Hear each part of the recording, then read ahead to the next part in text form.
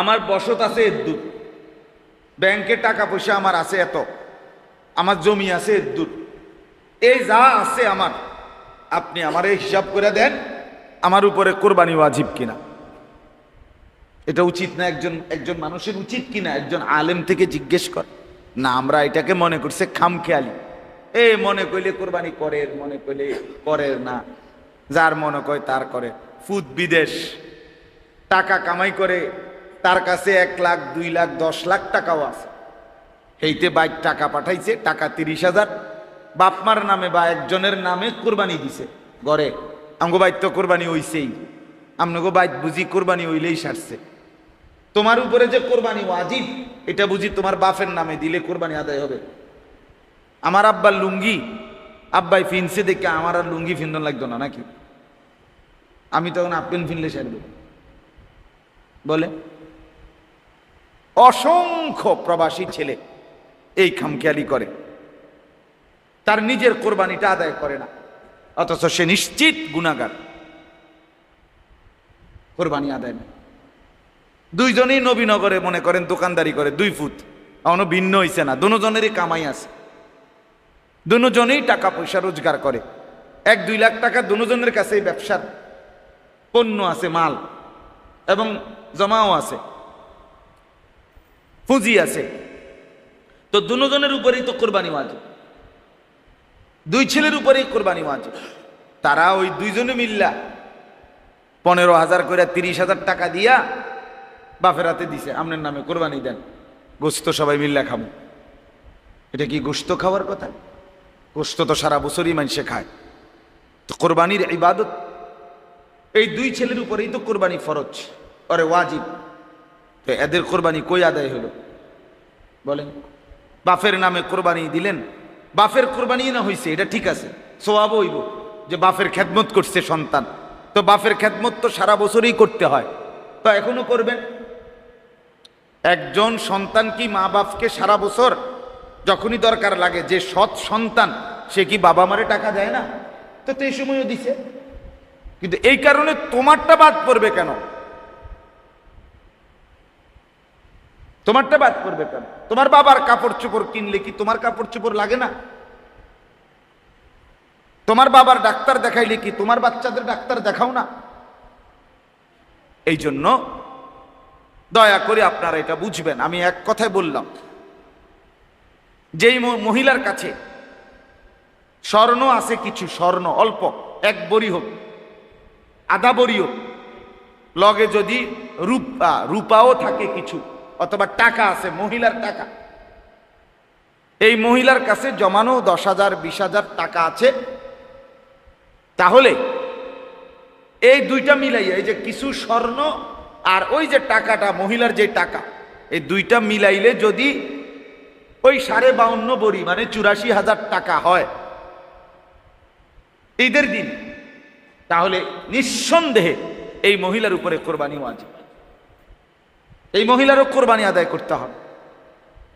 বলেন আমাদের সমাজে কি পরিমাণ মহিলার উপরে কোরবানি ওয়াজিব হয়? কই আদায় করে কে? খবর আসেনি কোনো? সবাই রুডিয়ে না খায়, মনে করে একজনে দিলে তৈল গোস্ত না কদ্দুর খাওয়ান, রুডিয়ে না খাওয়ান, এতজনে টোয়াইলই বুনি। কি এতজনে টোয়াইলই বুনি মানে? গোস্তই যেহেতু খাওয়া মাকসা, তো টোটাল কোরবানি করারই কি দরকার? আগে কিনা রাখলেই তো হয়। কোরবানির ঈদ, কোরবানি হলো 3 দিন, 10ই জিলহজ, 11ই জিলহজ, 12ই জিলহজ, মানে যেদিন কোরবানি হয় এটারই 10ই জিলহজ কয়। তারপরের 2 দিন, এই 3 দিন, প্রথম দিন সুবহে সাদিক ফজর থেকে 3য় দিন সন্ধ্যা পর্যন্ত, এই 3 দিনের ভিতরে কেউ যদি তার এই মৌলিক খরচের অতিরিক্ত, এই যে মৌলিক খরচ বলতে বললাম, বউ বাচ্চা যে কয়জনের সংসার আপনার, যার জি ফুট লইয়া সংসার যে কয়জনের, আপনি ওই সবারই দলীয় হইতো না। জি বিয়ে দিয়ে লাইছেন মেয়ে জামাইয়ের বাড়িতে, এখন হেতেরে আর হেবেডিরে আর দলীয় হইব না। ফুট বিয়ে করে লাইছে, ভিন্ন হয়ে গেছে, তার সংসার আলাদা, হেরে দলীয় হইব না। আমনে যে কয়জনের চালান এখনো, এই কয়জনের হিসাব, মানে আমনের টাকা দিয়া বাজার খরচা টরচা হয়, তাহলে এই কয়জনের মৌলিক যা প্রয়োজন, ওষুধপত্র, কাগজ কলম, বাজার সদাই, হ্যাঁ, ইত্যাদি, এই টাকার অতিরিক্ত যে ব্যক্তির কাছে যা আছে, জমি, তার ব্যবসার মাল, তার ব্যাংকের টাকা, তার কাছে জমানো স্বর্ণ ইত্যাদি মিলাইয়া যদি 52.5 বড়ি রূপার দাম, মানে 84,000 টাকা, 1600 টাকা করে এখন রূপার বড়ি সর্বোচ্চ দাম, 84,000 টাকা তার যদি ওই বাকিগুলো প্রয়োজনের অতিরিক্ত যা আছে তার এগুলো মিলাইলে হয়, তাহলে ওই পুরুষ ওই নারী যার কাছে আছে তাদের উপরে নিঃসন্দেহে কোরবানি ওয়াজিব। ওই 3 দিনে মনে করেন আমি এই হাজী সাহেবের কাছে, শাহাবুদ্দিন সাহেবের কাছে আমি 1 লাখ টাকা পাইতাম, তা আমার কাছে এমনি কোনো টাকা নাই, কথার কথায় পেটে ভাতে আসে শুধু 10-20 হাজার টাকা দিয়ে আমি খরচা মরচা চলে, বেতন পাই, খরচ করে লাই, কিন্তু এই টাকাটা আমি ওনার কাছে পাইতাম। কোরবানির দিন, প্রথম দিন হোক দ্বিতীয় দিন হোক, উনি আমার এই পাওনা টাকাটা ঘটনাচক্রে ওই দিন দিছে, দিয়ে কইছে ভাই আমার টাকাটা। আর এইটা যদি আমার এই মুহূর্তে এই মৌলিক প্রয়োজন যেটা এইটার অতিরিক্ত হয়, মৌলিক প্রয়োজনের টাকা তো আমার কাছে 10-20 হাজার টাকা আছেই, এটা দিয়ে তো আমি চলতেই আছি, তাহলে এই ঈদের এই 3 দিনের ভিতরে এই টাকার মালিক হওয়ার কারণে, প্রয়োজনের অতিরিক্ত হওয়ার কারণে এই ব্যক্তির উপরে এই আমি এখন এই টাকাটা দেওয়ার কারণেই কোরবানি ওয়াজিব। তা আপনি বলবেন যে টেয়ারা লইয়া তো বিপদে না পড়লাম, আবার বুঝি কোরবানি দেওয়া লাগবে, তাহলে বিপদে না পড়তে চাইলে, কোরবানি দিতে না চাইলে আপনি টাকাটা মাফ করে দেন, যে ভাই আপনি টেয়া দেওয়া লাগতো না, 1 লাখ টাকা আপনি কিছু খাইয়েন, তো সারছে, আর কোরবানি দেওয়া লাগতো না, 20,000 টাকা সেভ হয়ে যাবে, 80,000 টাকা মারি খেয়ে যাবে। এটা কেউ করবে নি, কথা কর না, এটা কেউ করবো নি, তো চাইলে আপনি কি বললেন? তাইলে এরকম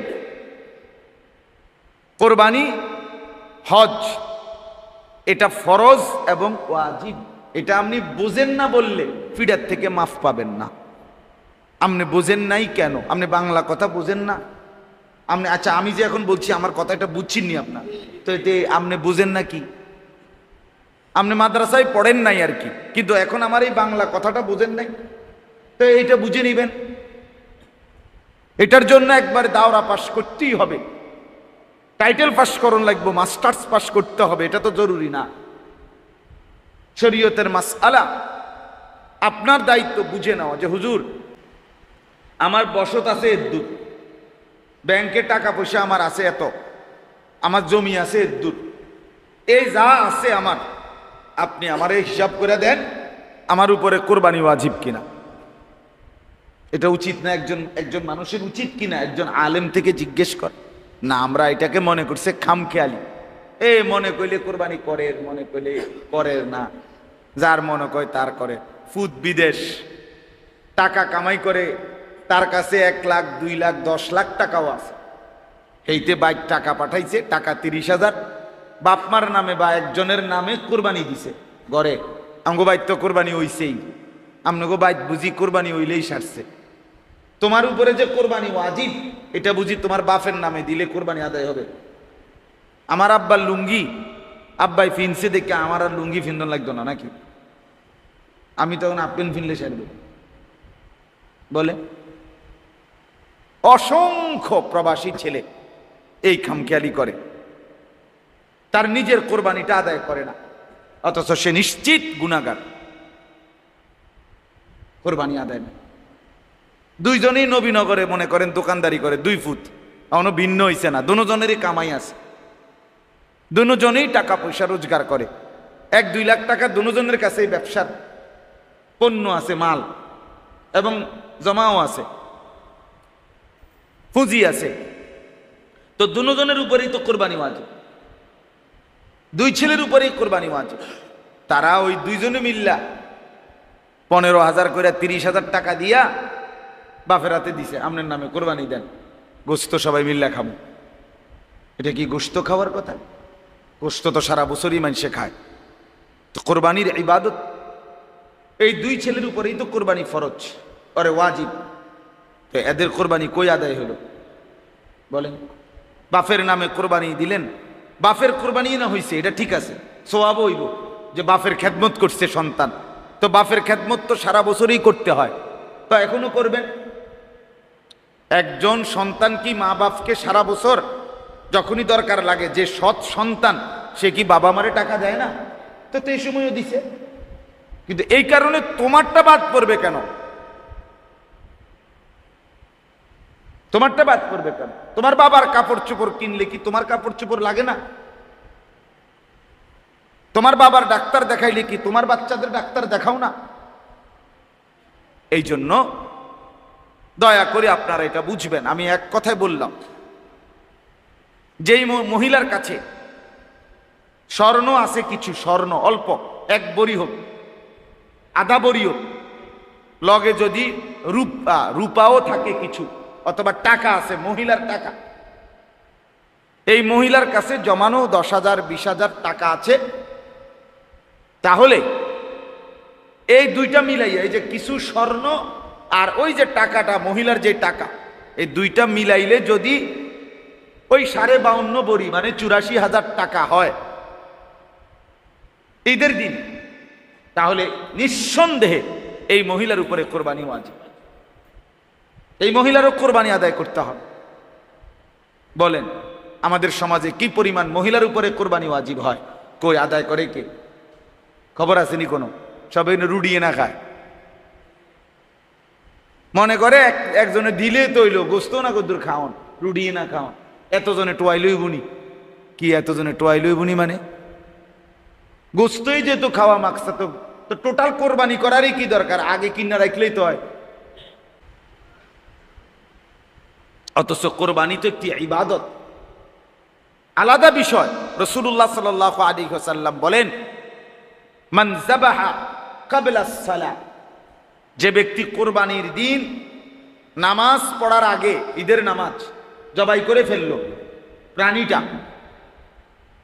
শুধু নামাজটা এখনো শেষ হয় নাই, তার নামাজ আদায় হওয়ার আগেই জবাই করে ফেললো, রাসূলুল্লাহ সাল্লাল্লাহু আলাইহি ওয়াসাল্লাম বলেন, ফাইন্নামা হুয়া শাতু লাহমিন, এটা শুধুই কেবল একটা বকরির গোশতই হইল, আর কিছুই হইল না। লাইসা মিনান নুসুকি ফি শাইইন, কুরবানির কিছুই হয় নাই। আজ্জালাহু লি আহলিহি, সে শুধুই কেবল তার পরিবারের জন্য গোশত খাওয়ার তাড়াহুড়া করলো। কি কথা? শুধু কি হয় নাই, কি পড়ে নাই, নামাজটা শেষ হয় নাই এখন, এর আগেই জবাই করে লাইছে। তাইলে যদি এত বড় ধমক দেয় নবী যে বেটা তোর কোরবানি বলতে কিছুই হয় নাই, শুধু কেবল গোশত খাইলি আর কি, তাইলে কোরবানি পুরুষ কিংবা নারী প্রত্যেকের উচিত জেনে বুঝে আমার উপরে কোরবানি ওয়াজিব কিনা এটা জানা বুঝা। আল্লাহ তাআলা কোরআনুল কারীমের মধ্যে বলছেন, ওয়ালিকুল্লি উম্মাতিন জাআলনা মানসাকান, সর্বযুগে সর্বকালে আদম থেকে নিয়ে আমি আল্লাহ কোরবানির বিধান নির্ধারণ করেছি। আজকের না, 2 বছর 10 বছর আগের না, সর্বযুগের মানুষের জন্য আল্লাহ বলেন আমার বান্দাদের জন্য আমি কোরবানির বিধান রেখেছি। লিয়াযকুরুসমাল্লাহি আলা মা রাযাকাহুম মিন বাহিমাতিল আনআম, কেন?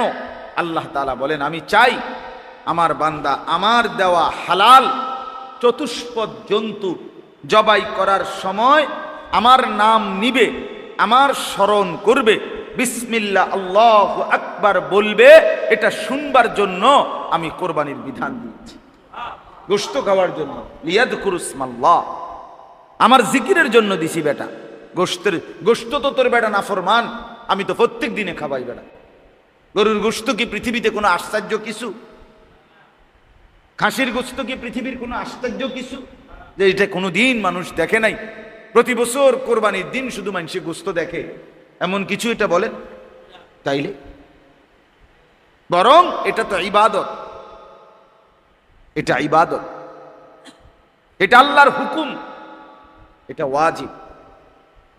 নবী সাল্লাল্লাহু আলাইহি ওয়াসাল্লাম বলেন, মান কানা লাহু সাআতুন ওয়া লাম ইউদাহি ফালা ইয়াকরাবান্না মুসাল্লানা। যে কোরবানির সামর্থ্য থাকার পরেও, সামর্থ্য বলতে শরীয়ত কর্তৃক আমনের মন মতো, না বেশি ঝামেলা আছে এবছর দিতাম না, ওটার মন মতো কথা। আমরা এটা কি গাঁজাখুরি কথা কইলে হবো নাকি? দাম বেশি ঝামেলা আছি মানে না, না হাতে হবে মাত্র 2 মাস হয়েছে, তারে 12 লাখ টাকা দিয়ে বিদেশ পাঠাইছি, এবছর বাদ দাও কোরবানি, আল্লাহর রহমতে এত বিদেশ করক, 2-4 বছর লাইন আইক, টেয়াটুও মিলক, তোই কোরবানি করবো, একবারে বড় করে দিব, বড় করে গ্যারাম চুক্তি একটা মানে ডাক ফালাই দিন। এটা কি খামখেয়ালি কথা বলেন না? আপনার কি এটা মন মতো না?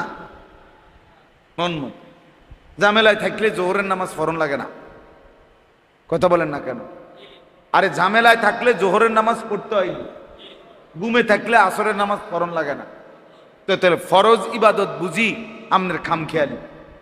তাহলে নামাজ যেমন ফরজ ইবাদত, এটা যেমন খামখেয়ালি করা যায় না, তো হজ্জ তো ফরজ, কোরবানিও তো ওয়াজিব, এটা তো খামখেয়ালি করলে হবে না।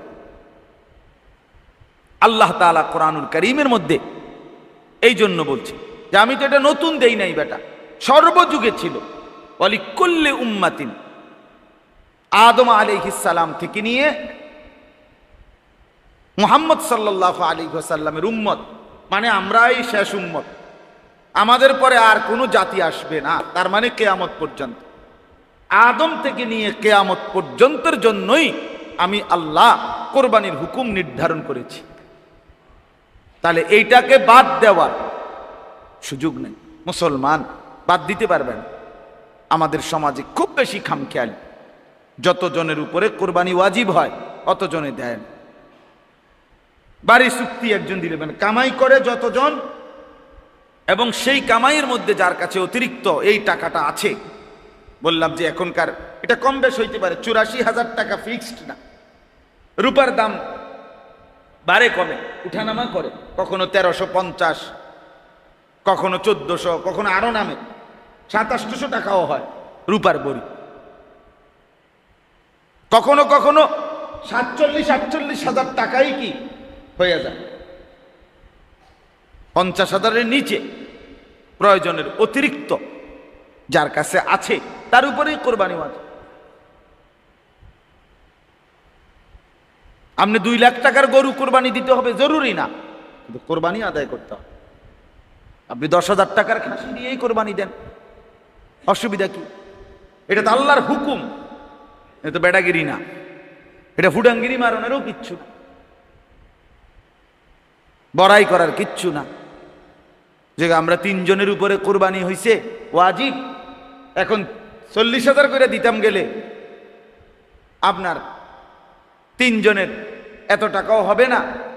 আবার হুদা খাসি দিল কেরম দেখা যায়, তো কাজে এক নাম দেই 50,000 টাকা করে বড় নাম দিয়ে দিই।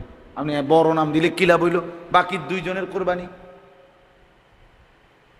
বাকি 2 জনের কোরবানি তো আদায় হইল না।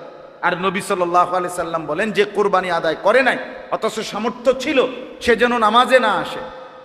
একদম সাফ বলছে, নাফরমান তুই বেটা মসজিদে আইবি না, তুই ঈদগাহে আসবি না, বেঈমান যা বেরো বেটা, তুই ঘুম যা বেটা গিয়া, তুই হুত্যা থাক, গোস্ত রান্দা হইলে গোস্ত খাইছি, তুই আইছত গোস্ত খাইতি দুনিয়ার, গোস্ত না খাইবি তুই নামাজ পড়ে করবি কি? রাসূলুল্লাহ সাল্লাল্লাহু আলাইহি সাল্লাম নিষেধ করছে যে সামর্থ্য থাকার পরেও যে কি করে নাই, কোরবানি করে নাই, সে যেন কি না আসে, নামাজে যেন না আসে, সে যেন ঈদগাহে না আসে। তো যেখানে ওয়াজিব নামাজ, ঈদের নামাজ এইটাই পড়তে মানা কইছে, তো ফরজ নামাজও তো যা নামাজ দিয়ে কিনবি। আল্লাহ আমাদেরকে মাফ করে দেন।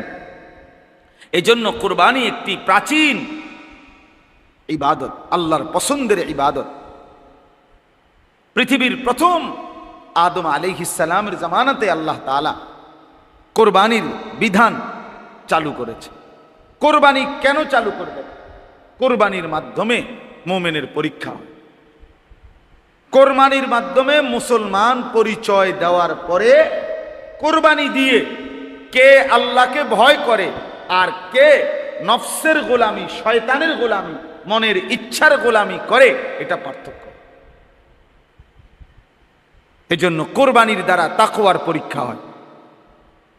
কোরবানি দ্বারা কিসের পরীক্ষা হয়? তাকওয়ার পরীক্ষা। আল্লাহ ভীতি, আল্লাহ ভীতি, আল্লাহ ভীতি।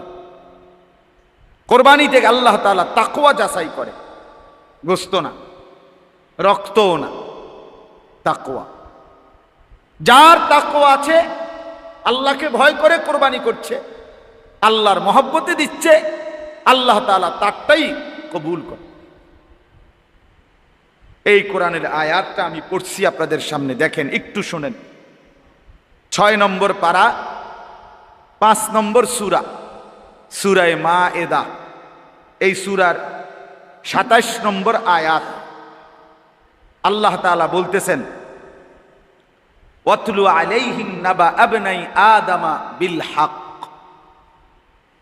হে নবী, আপনি আমার বান্দাদের কাছে, আপনার উম্মতের কাছে আদমের 2 সন্তানের সেই ঘটনা, কোরবানির ঘটনাটা বিস্তারিত সুন্দর করে সঠিকভাবে বর্ণনা করুন।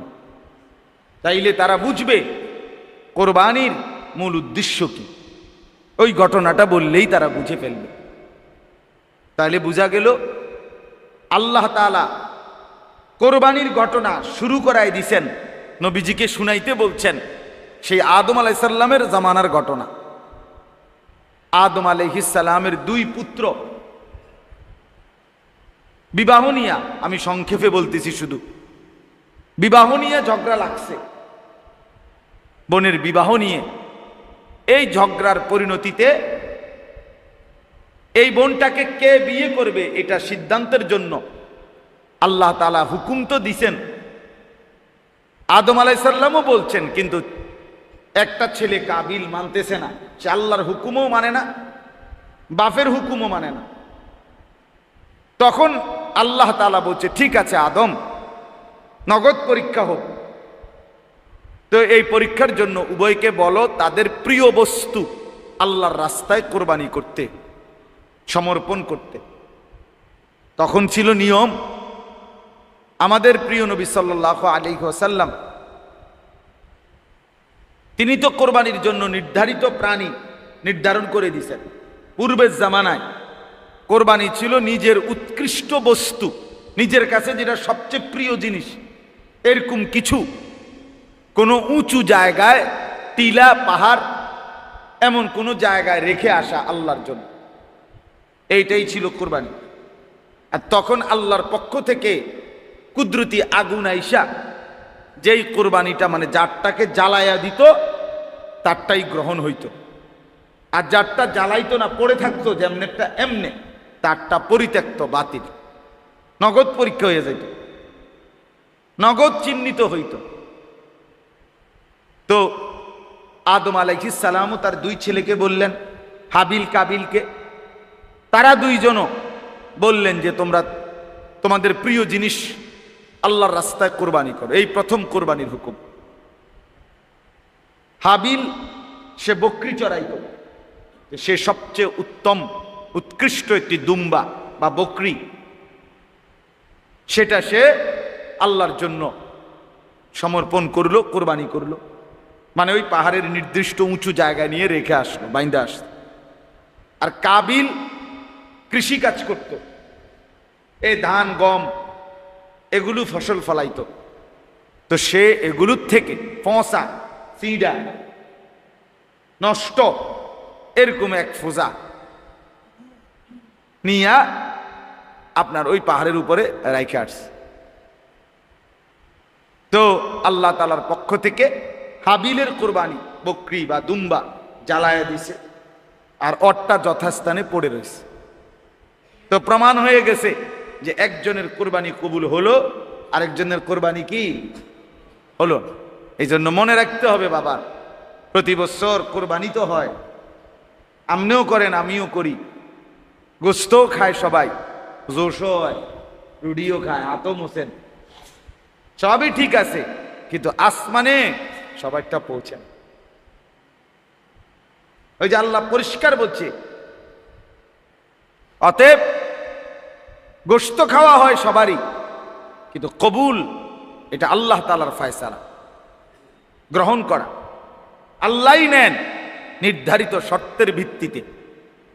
এজন্য কোনো ফাসিক তাকওয়া যার মধ্যে নাই, আল্লাহ ভয় গুনাহ থেকে বেঁচে থাকার মানসিকতা, তার কোরবানি কবুল হয় না। সাফ কথা। অপরাধ থেকে বাঁচার মানসিকতাই যার নাই, চুরির পর চুরি, ফাঁকি দিয়ে কোরবানির টাইম এসে কোরবানি করে, সুদের পর সুদ, ফাঁকি দিয়ে কোরবানির টাইম এসে ঠিক আছে দিবা না কোরবানি একটা দেওয়া আর কি, সিটারির তালে সিটারি, বাটপারি, অবৈধ উপার্জন, 2 নম্বরই, এগুলো আগের দিনও বন্ধ নাই, পরের দিনও বন্ধ নাই। মাঝখান দিয়ে কোরবানি আইছে, দিলাম, গরু দিবা দেও, ছাগল দিবা দেও, মহিষ দিবা দেও, দিবা যেটা একটা মনে করে দেও, চাই এত টান। এই তাই এটা তো তাকওয়া হইল না, আল্লাহকে ভয় করে হইল না। আল্লাহ তাআলা এজন্য বললাম পরিষ্কার, এখানে বলছে ওয়াতলু আলাইহিম নাবা আবনাই আদম বিল হক ইজ কাররাবা কুরবানান। আল্লাহ বলেন এই যে কুরবান সরাসরি শব্দ, যখন 2 ভাই কোরবানি করলেন আল্লাহর জন্য, ফাতুকুব্বিলা মিন আহাদিহিমা, একজনের কোরবানি কবুল হলো, ওয়ালাম ইউতাকাব্বাল মিনাল আখার, আরেকজনের কোরবানি কবুল হয় নাই। তাহলে দুজনেই তাদের কাছে যা ছিল তা দিছে। এবাটার কাছে দুম্বা ছিল, দুম্বা দিছে, এবাটার কাছে কৃষি ফসল ছিল, সেটা দিছে। কিন্তু আল্লাহ বলেন একজনেরটা গ্রহণ হয় নাই, আরেকজনেরটা কি হইছে? গ্রহণ হইছে। তাইলে দুজনেই তো দিছিলেন, তা একজনেরটা হবে আরেকটা হবে না কেন? মূলত এইটার ভিত্তিতে না, দিলের ভিত্তিতে। কার দিলে আল্লাহর হুকুম পালনের প্রতি আগ্রহ আন্তরিকতা আছে আর কার মধ্যে নাই, কে আল্লাহর হুকুম মানে আর কে নাফরমানি করে, এটা আর কেউ না জানো, আল্লাহ তো জানো। আচ্ছা এবার ভাবেন তো, আমাদের এই জামানায় যদি এমন হইতো, গরু জবাই করে, বকরি জবাই করে, এরপরে মনে করেন যদি সিস্টেম এমন হইতো, ফেলে আসতে হইতো কোথাও উঁচা জায়গায়, আর রাত্রিবেলায় সে আগুন পুরায় জ্বালাইতো যারটা, তো পরের দিন যার গরু জ্বালানো হয় নাই, ছাগল জ্বলে নাই, সে কি পরিমাণ লজ্জিত হইত, তার মানে সে কি পরিমাণ ধুর ধুর করত, সে কি পরিমাণ বেইজ্জতি হইত। হ্যাঁ, আল্লাহ তাআলা ইহসান করে আমাদের পুরা বিষয়টাই দুনিয়াতে আড়াল রাইখা হাসরের ময়দানে শোনাবে, এজন্য রাইখা দিস। দয়া করছেন আল্লাহ তাআলা আমাদের। তাহলে আমরা আরো কি পরিমাণ আমাদের মধ্যে তাকওয়া আসা উচিত ছিল, যে আল্লাহ আমারে দয়া করে বাঁচাইছে, নগদ বেইজ্জতি করার চাইতে। কিন্তু মুসলমান আমরা খামখেয়াল। এই যে দেখেন আল্লাহ বলেন একজনের কোরবানি কবুল হলো, আরেকজনের হলো না। তাহলে বোঝা গেল যুগে যুগে প্রত্যেক বছরই কোরবানি হয় সারা পৃথিবীতে, কিন্তু কারো কোরবানি কবুল হয়, কারোটা কি? ক্বালা লা আকতুলান্নাক, যার কোরবানি কবুল হয় নাই, সে আক্রোশে কাবিল হাবিলকে বলল আমি তোকে মেরেই ফেলব, আমি তোকে মেরেই ফেলব। এই কথার অর্থ হইল বিয়ে আমি করবই, নারী আমি চাই। আমি আল্লাহর হুকুমও মানি না, বাপের হুকুমও মানি না, শরীয়তের বিধানও মানি না, আমি কিচ্ছু মানি না, আমার যেটা মন চাইছে আমি এটাই করি। এই হলো নাফরমান সন্তানের কথা। এই আজকে অসংখ্য সন্তান এমন নাফরমান, তার কথা হইল আমি আমার মনে যা চাইছে আমি এটাই করি। ইসলাম বলছে মাথার চুল থেকে পায়ের নখ পর্যন্ত কোরআন সুন্নাহর আলোকে রসুলের তরিকায় সাজাও, তার কথা হইল না। ইসলাম কি আবার? রাসূলুল্লাহ সাল্লাল্লাহু আলাইহি সাল্লামের সুন্নাত, সেটা আবার কি? কোরআনের হুকুম সেইটা আবার কি? বাপের সম্মান, আরে তোর বেটা বাপের সম্মান। ইসলামের মর্যাদা কিচ্ছুর কোনো হদিস, যা মন চায় তাই করছে। বাবারও হদিস নাই, মারও পাত্তা নাই। সন্তান, মুসলমানের আজকে সংখ্যাগরিষ্ঠ সন্তান নিজের হাতে তুলে দিছে। 16 বছর, 18 বছর, 20 বছর এরকম ছেলে মেয়েদেরকে মুসলমানরা বর্তমানে সবাই, অধিকাংশ, অল্প কিছু বাদে অধিকাংশই তার হাতে তুলে দিছে। তার হাতে তুলে দিছে। তোর চুল তোর যেভাবে মন চায়, তোমার জামা তোমার যেভাবে মন চায়, তোমার শার্ট তোমার যেভাবে মন চায়, তোমার কথাবার্তা, তোমার নাস্তা, তোমার ঘুম, কখন উঠবা, কখন শুইবা, কখন খাইবা, কখন কি করবা, কিসের আল্লাহর হুকুম, কিসের রসুলের হুকুম, কিসের ইসলামের বিধান, তোর তার মতো। টেলিভিশন দেখে শিখো, নয়তো ফেসবুক থেকে শিখো, নয়তো ইউটিউব থেকে শিখো, নাহলে বন্ধুদের থেকে শিখো, নাহলে কাফের বেঈমান থেকে শিখো, নাহলে দুশ্মন থেকে শিখো, কিন্তু ইসলাম থেকে কিছু নিও না। বাবা মা, অভিভাবক, সন্তান সবাই মিলে চেষ্টা করতেছে যেখান থেকে নেও নেও। পৃথিবীর সবচেয়ে বড় কাফের থেকেও মডেল নিতে পারো, আদর্শ সিস্টেম নিতে পারবা, কিন্তু কোরআন থেকে নিও না, ইসলাম থেকে নিও না। তো এই জীবন কি করলেন, কি হলো? আর তো এইবার এই শেষ কথাটা শুনেন, এটাই মূল বক্তব্য আজকের। হাবিল তখন বলছে, ক্বালা ইন্নামা ইয়াতাকাব্বালুল্লাহু মিনাল মুত্তাকিন। এই যে হাবিলকে যখন বলছে কাবিলে যে আমি তোকে মেরেই ফেলবো, তা হাবিল বলছে, ভাই তুমি আমারে মেরে ফেলো আর না মারো, তোমার ভাল লাগুক বা না লাগুক, পছন্দ হোক বা না মানো, তুমি মানো কিংবা না মানো, তবে এটাই মনে রাখো, কিয়ামত পর্যন্তের জন্য মূল নীতি এক কথা, যে নিশ্চয়ই আল্লাহ কোরবানি ইবাদত কবুল করবে তার তাকওয়া থাকবে। ইন্নামা ইয়াতাকাব্বালুল্লাহু মিনাল মুত্তাকিন। এই নিশ্চয়ই আল্লাহ তাআলা মুত্তাকি, যে তার কোরবানি কবুল করবে। আর মুত্তাকি মানে কি? যে ব্যক্তির মধ্যে তাকওয়ার গুণ আছে। তাকওয়া মানে কি? তাকওয়া মানে দুই জিনিস, যে মুসলমান প্রতিনিয়ত গুনাহ থেকে বিরত থাকতে সর্বাত্মক চেষ্টা করে, যে মুসলমান প্রতিনিয়ত আল্লাহর ইবাদতে লেগে থাকে। নামাজ যার ছোটে না, মিথ্যা যে বলে না, চুরি যে করে না, মাঝে মাঝে তো হোঁচট খাইতে পারে, অ্যাক্সিডেন্ট হইতে পারে, ভুল হইতে পারে, কিন্তু আরেকটা হইল তার ফিকির এটা, আমার দ্বারা যেন নাফরমানি না হয়। ফজরের জামাত কখনো আমাদেরও এক রাকাত ছুটে গেছে, কখনো তাকবীরুল্লাহ পাই নাই, হইতেই পারে। আরেকটা হলো নামাজ, এটার কোনো বিষয়ই মনে করে না, এটার কোনো বিষয়ই মনে করে। সুদের টাকা এটা যে না জায়েজ, এটার কোনো বিষয়ই মনে করে।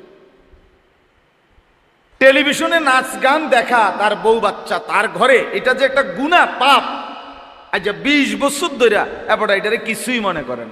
এটা কি ফেলাস্টিক মানুষ কোন? এটা কি মানুষ না প্লাস্টিক? দেখিতে আবার আজ প্রতিদিন বিড়ি খায়, এটারে কিছুই মনে করে না, এটা কি প্লাস্টিকে নাই। স্বাভাবিকভাবে বাঁকা হয়ে গেছে, বুড়ো হয়ে গেছে, প্রত্যেক দিন বিড়ি খায়, সারাদিন সকাল বিকাল নিয়ম মাফিক, রুটিন মাফিক।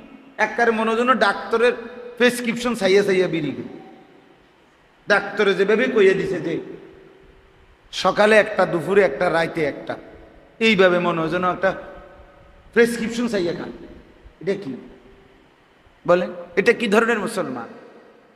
প্রতিদিন টেলিভিশন দেখে, প্রতিদিন চা দোকানে নাচ গান দেখে, নর্তকীর ছবি দেখে, কথায় কথায় গালি দেয়, বুড়া বয়স, সুদের টাকা, ঘুষের টাকা, মিথ্যা বলে, কিস্তি নিচ্ছে।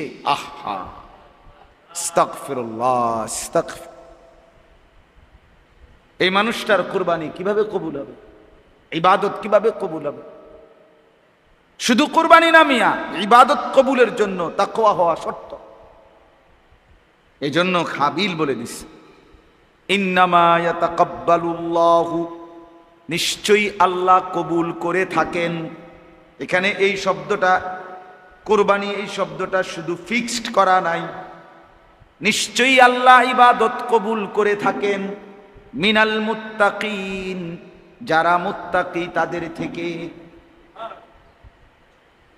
তাইলে প্রথম দিন যেদিন কোরবানি শুরু হলো সেদিনই হাবিল বলে দিল তাকওয়া লাগবে, তাকওয়া। আসমানে পৌঁছতে হইলে, আল্লাহর কাছে কবুল হইতে হইলে, আল্লাহর কাছে তুলে দিতে হইলে তাকওয়া বুঝায় দিতে হবে।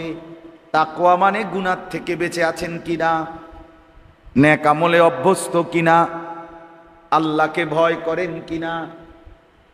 হ্যাঁ, এইটারে বলে তাকওয়া। হ্যাঁ, বললাম না হুচট খাবে। আমি কোনোদিন মিথ্যা বলি নাই, আমি বলি না। আমি কোনোদিন অন্যায় করি নাই, আমি এটা বলার সাহস রাখিও না। কিন্তু আরেকটা হলো লাগাতার মিথ্যা, লাগাতার নাফরমানি স্বাভাবিক, এটা এটা মুসলমানের পরিচয় হইতে পারে, এটা হইতে পারে। প্রতিদিন নামাজ পড়ে না, এটা গাদ্দার ছাড়া আর কিচ্ছু, এটা গাদ্দার। প্রত্যেক দিন এক তালে ওজনে কম দেয়, এটা বাটপার ছাড়া আর কিছু হইতে পারে। এটা চিটার, বাটপার। নিয়মিত সুদ খায়, এটা সুদখোর হারামখোর ছাড়া আর কিছু হইতে পারে। মানুষ তো ভুল হয়, অ্যাক্সিডেন্ট করে, কখনো কখনো গুনাহ হয়ে যায়, আবার তওবা করে মাফ চাইয়া নেয়, এটা না মুমিন। কিন্তু গুনাহকে জীবনের সাথে একদম মিশাইয়া দেওয়া, এটা কি? এই জন্য বললাম, আল্লাহ তাআলা বললেন ইন্নামা ইয়াতাকাব্বালুল্লাহু মিনাল মুত্তাকিন, নিশ্চয়ই আল্লাহ মুত্তাকির ইবাদত কবুল করেন। তার প্রথম দিনও বলছে তাকওয়া। এবার আসেন, সেই আদম আলাইহিস সালামের জামানাত থেকেই উচ্চারিত হয়েছে যে কোরবানির মধ্যে মূল বিষয় হলো তাকওয়া। কি বলেন না? এবার আমাদের নবী সাল্লাল্লাহু আলাইহি সাল্লামের আমলে আইসা যখন কোরআন নাজিল হইছে, সেই সময় আবার কোরবানির কথা আবার বলতে গিয়ে আল্লাহ পুনরায় আবার ওই হাজার বছর আগে, হাজার হাজার বছর আগে সেই আদমের জামানার কথাটা আবার উচ্চারিত করছে। বলছে যে দেখো, লক্ষ বছরও যদি পার হয়, কথা ওই এটাই রইল যে লান ইয়ানালাল্লাহা লুহুমুহা ওয়ালা দিমাউহা ওয়ালাকিন ইয়ানালুহুত তাকওয়া মিনকুম। এই যে একই কথা। আল্লাহ বলেন লক্ষ কোটি বছরও যদি পার হয়ে যায়, আমার সিদ্ধান্ত বদলাবে না। এক কথাই আদম আলাইহিস সালামের জামানায় হাবিলের জবান দিয়ে যেই কথা বের হয়েছে, আল্লাহর কাছে কবুল হতে হলে তাকওয়া লাগবে। ঠিক আজকে আল্লাহ বলেন, বান্দা আজকেও আমি আমার বন্ধুর জামানায় আখিরি নবীর আমলেও কোরবানির বেলায় একই কথা বললাম, আমি গোশত নেব না, রক্ত নেব না, আমি শুধু তাকওয়া নেব। কি নেব? লান ইয়ানালাল্লাহা লুহুমুহা ওয়ালা দিমাউহা। আল্লাহ বলেন ফাইদা ওয়াজাবাত জুনুবুহা ফাকুলু মিনহা ওয়া আতঈমুল কানিআ ওয়াল মুতার।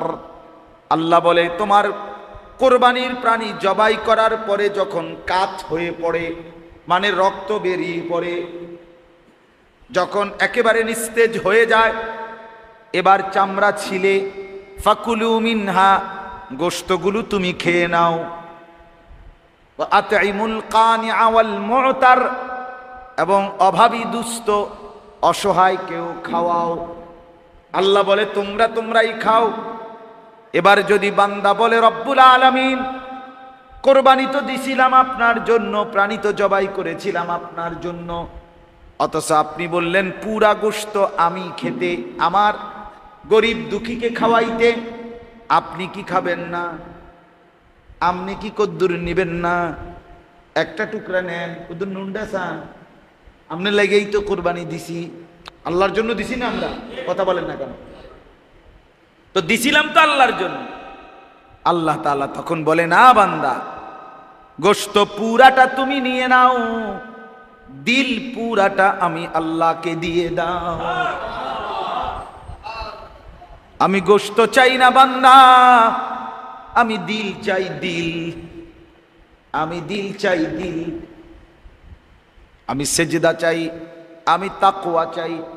আমি দেখব দিলে আমার ভয় আছে কিনা, আমি দেখব আমার বন্দেগীর গুরুত্ব আছে কিনা, আমি দেখব গুনাহ ছাড়বার মানসিকতা আছে কিনা, আমি দেখব তোমার অন্তরে আমি আল্লাহর সম্মান আছে কিনা।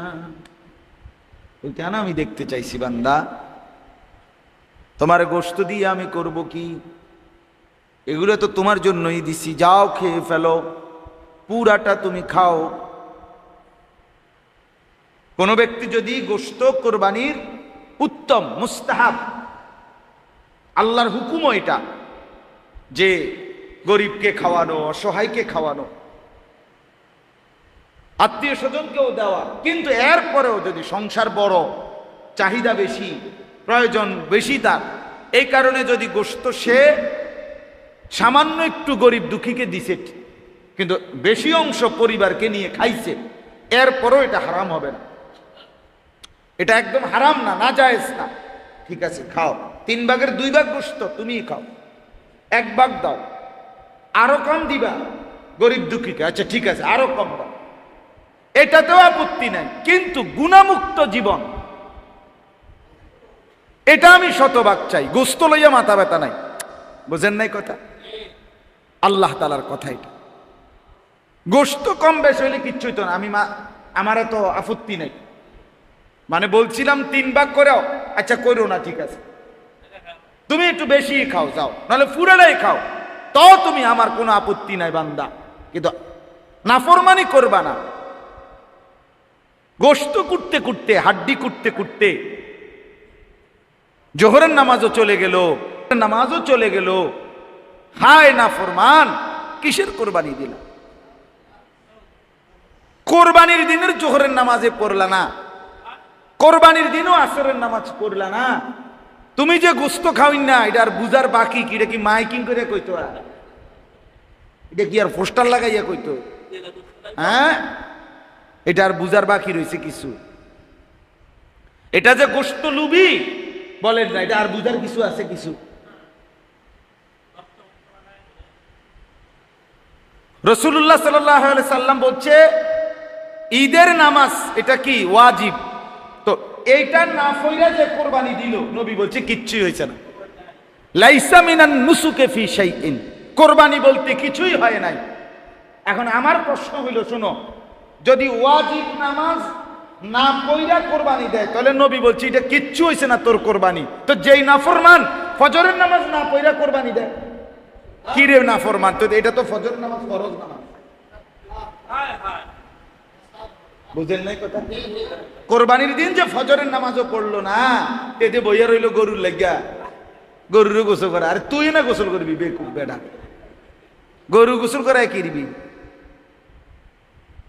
গরুরও গোসল করা, এতে বেটা গরু লইয়াই ব্যাস, হল্লি বুসি লইয়াই আবার জান শেষ, দাও লইয়া, তারপরে ওই যে কুবাই না এটা টাটফাল মাঠফাল ইডি আই হাই শিক্ষার কারে কয় দফানি উড়ানি। হ্যাঁ, গত বছর হাজি সাহেব শুনেন, গত বছর আমি আমার এক লোকে নিয়ে গেছে, বেটার গরুটা কোরবানি হইব, আমি কোরবানি করবো না, আমি দেখবো কত বেটার কত কদূর থাকবেন, আমি আমার একটা আবেগ। ঠিক আছে, আমি গেছি। প্রথম এক বড় গরু, প্রায় 3 লাখ 3.5 লাখ টাকা দিয়ে মনে গরুটা কিনছে, বড় গরু।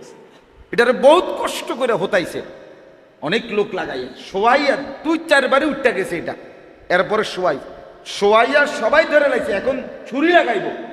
এই সময় রাখো রাখো রাখো রাখো, হঠাৎ হেইতে না না না ওই যে লোকটার গরুর মালিক যিনি যার কোরবানি দিতেছে যে বেটার রাখো রাখো রাখো রাখো রাখো ওই একটা দৌড় দিয়ে আইসা একটা মানে গরুটার উপরে কাজ হইয়া একটা একটা ছবি তোলা একটা ছবি ছবি একটা ছবি ছবি আমি মানে কি কাইনতাম না দুঃখে গই যাইতাম মাটি ও মা এবটা কিতে রে কই মানে এরপরে মনে করেন মোবাইলের মধ্যে উঠাইয়া ফেসবুকে দিবে যে দেখেন দেশবাসী গরুর সাথে গরু কেমন লাগে কমেন্টস করে জানাবেন আমরা দুই গরুকে কেমন দেখা লাগছে তো দেশবাসী জানাবে উভয়কে একই রকম মনে হচ্ছে না এটা কি বলেন না গরুর লোকে তুই কাটিয়ে গেলি কি লেগে আহ খামখেয়ালি মুসলমান তাকওয়া কোথায় তাকওয়া কোথায় আল্লাহর ভয় কোথায় গুনাহমুক্ত জিন্দেগি কোথায় এজন্য বাপ প্রত্যেকটা ইবাদত কবুলের পিছনে এটা জরুরি গুনাহমুক্ত থাকা গুনাহমুক্ত বাঁচতেই হবে আপনাকে আমাকে বাঁচতেই হবে ছেলেকে বাঁচাইতেই হবে মেয়েকে বাঁচাইতেই হবে স্ত্রীকে ফেরাইতেই হবে কয় তো হুজুররা বালা লাগেই তো কয় বুঝি তো পারি তো না এই সমস্ত ফাজিলি কথা এসব বনখাইনা কথা কইলে হইতো না আপনি এসব রং বেরঙ্গের কথা বললে হবে না বাঁচতেই হবে ফিরতেই হবে ফিরাইতেই হবে স্ত্রীকেও ছেলে মেয়েকেও কারণ একবার নাফরমানি জিন্দেগি নিয়ে কবরে গেলে আর ফিরবে না জাহান্নামের আগুনে খালিদুন অনন্তকালের জন্য জ্বলতে হবে ইন্নাল মুজরিমিনা ফি আযাবি জাহান্নাম খালিদুন রব্বুল আলামিন বলে নিশ্চয়ই পাপী নাফরমান জাহান্নামের আযাবের মধ্যে চিরস্থায়ী থাকবে লা ইউফাত্তারু আনহুম ওয়া হুম ফীহি মুবলিসুন রব্বুল আলামিন বলেন জাহান্নামীকে লক্ষ কোটি বছরে এক সেকেন্ডের জন্য জাহান্নামের আযাব থেকে বিরতি দেয়া হবে না কসম খোদার কোরআনের আয়াত এক সেকেন্ডের বিরতি মিলবে না অহুম ফীহি মুবলিসুন আল্লাহ বলে অনন্তকালের জন্য জাহান্নামী ভীষণ মলিন মুখেই থাকবে আর কোনোদিন মুখে হাসি ফুটবে না